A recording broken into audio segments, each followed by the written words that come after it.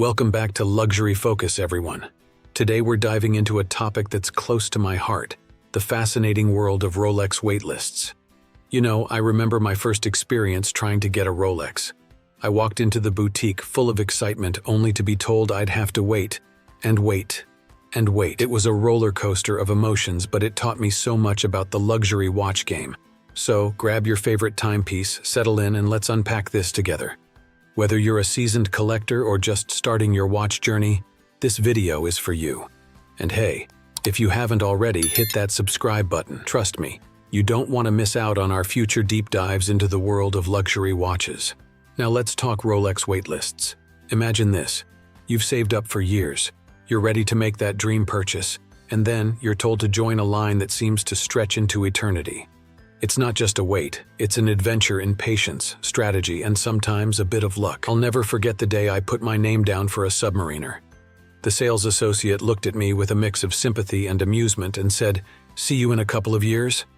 At first I thought he was joking. He wasn't. But here's the thing.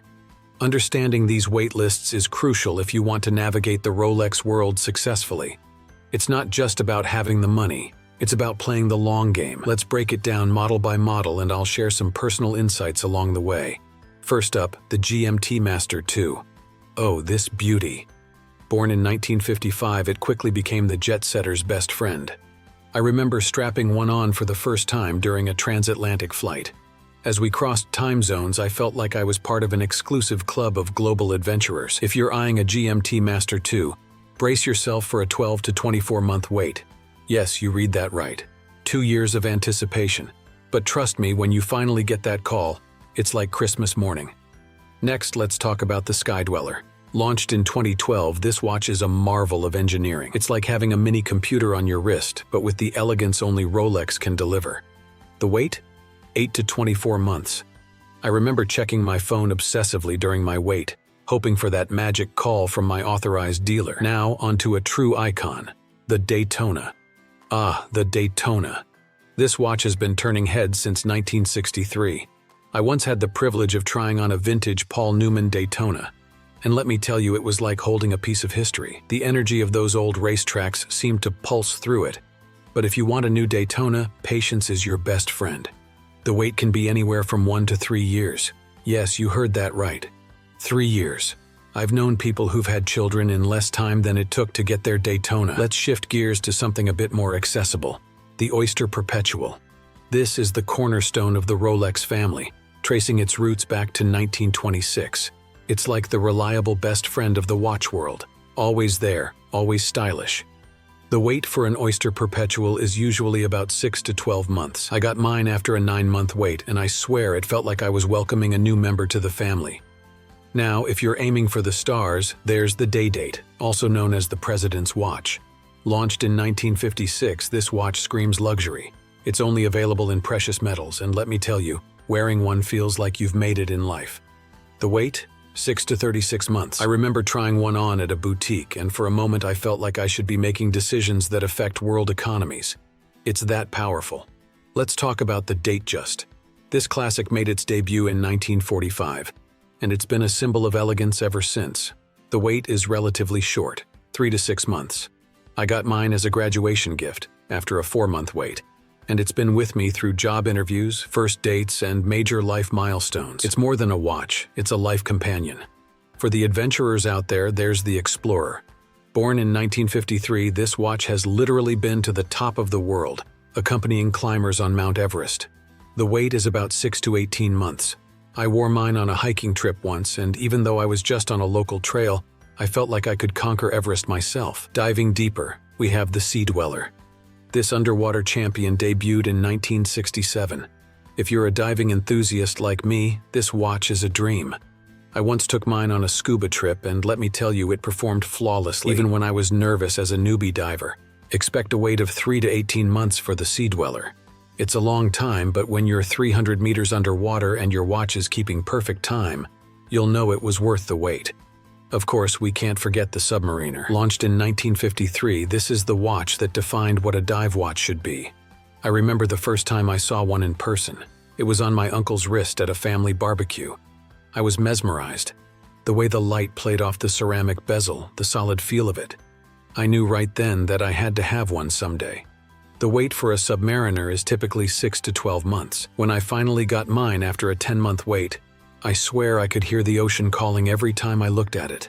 It's not just a watch, it's a portal to adventure. I remember the day I picked it up.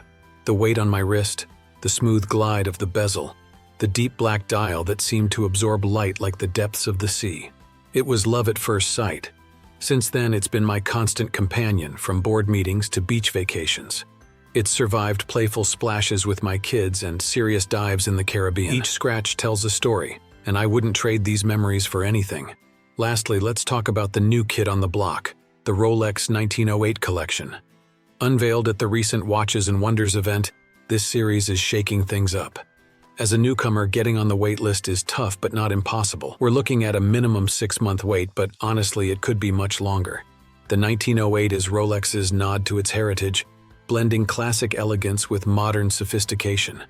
I had the chance to try one on at the event, and let me tell you, it's a game changer. The refined dial, the graceful hands, the way it sits on the wrist, it's like wearing a piece of Rolex history reimagined for today. If you're considering this one, my advice is to get on that wait list now.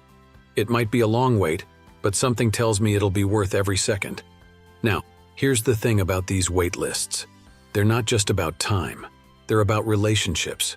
I can't stress this enough. Build a rapport with your AD. I've spent hours chatting with mine about everything from watch mechanics to favorite vacation spots. It doesn't guarantee you'll jump the line, but it certainly doesn't hurt. And let's be real.